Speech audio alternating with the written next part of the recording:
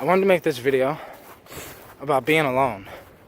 And I just briefly want to talk about, lately I've been spending a lot of time in solitude. I've been spending a lot of time with myself. I've been spending a lot of time alone.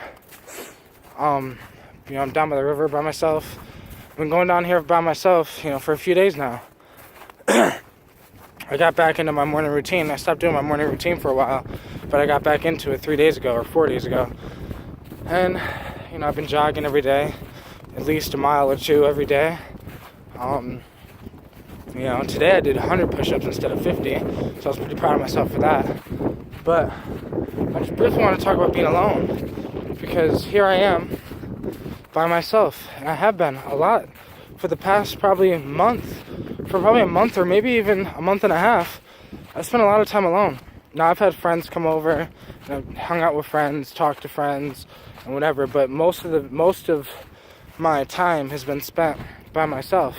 I mean, yeah, of course my girl's there with me, but she's been kind of letting me do my thing, because recently I went through a situation where some of my friends are no longer my friends anymore, so I went through this weird state of my mind where I was I don't know, in a bad way I was separating myself because I was kind of hurt, and then I was kind of well, apparently my friends don't know who I am. Does anyone know who I am? And I started questioning myself and questioning what am I doing wrong, even though I've come to the conclusion that I've done nothing wrong.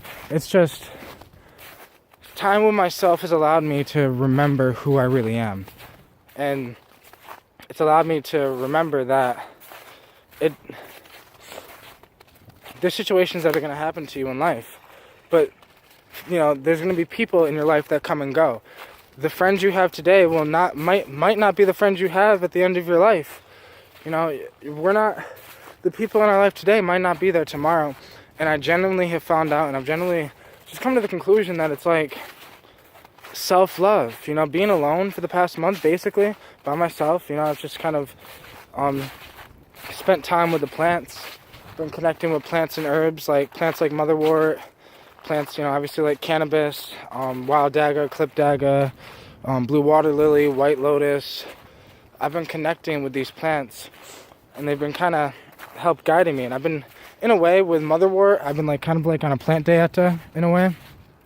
I also use cannabis, but besides the cannabis, it's basically been a plant dieta with motherwort, and then I kind of did that with blue water lily, and for a long time I kind of did that with kratom as well, for a couple years with kratom, but I don't know. I woke up this morning. Right now I'm basically sober. I mean, I smoked a little bit of cannabis when I woke up this morning, but it's 1 o'clock now in the afternoon, and I woke up at 9, so I don't know. I was just sitting here thinking to myself, for the past month I've been thinking, I like my sober mind. I used to try to avoid my sober mind.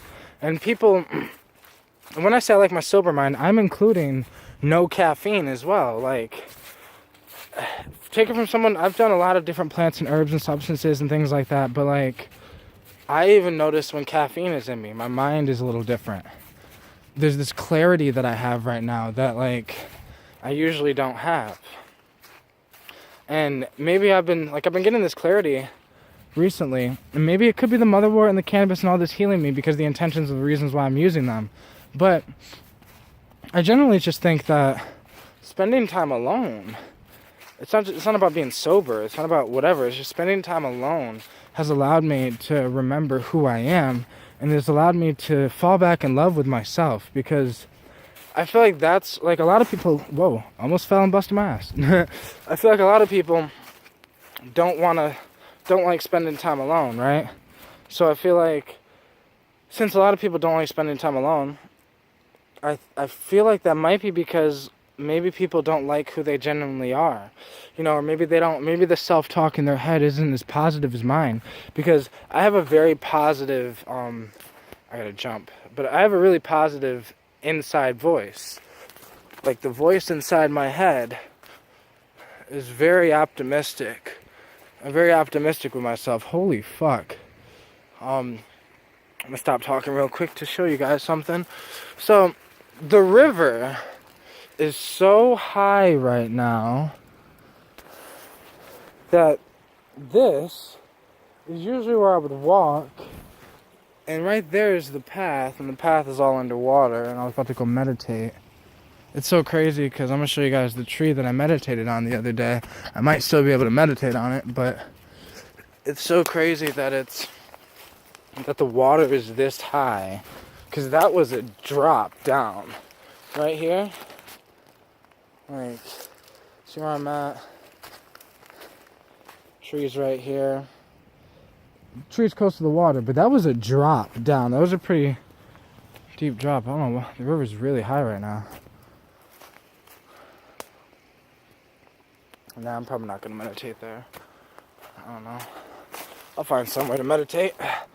But I don't know, I just basically wanted to make this video because, like, I've been spending a lot of time with myself and I love it. Like I said, I don't know, I have really good self-talk in my head thanks to my mother. My mom definitely helped me when I was a child. She definitely, the way she raised me, and like, it definitely helped me with how I think about myself in my head and how I don't really give a shit what other people think about me. My mom, like, instilled self-love in me. But I think that for me, my issue is I feel like I'm too addicted to solitude. Because I'm also an only child. So I grew up alone. I was in my room a lot alone, and I spent a lot of time alone. So my issue is sometimes I can get addicted to being alone. It's like sometimes I think to myself, well, inside of my head I'm good, right? Inside of my head I'm great, so it doesn't really matter. But human contact is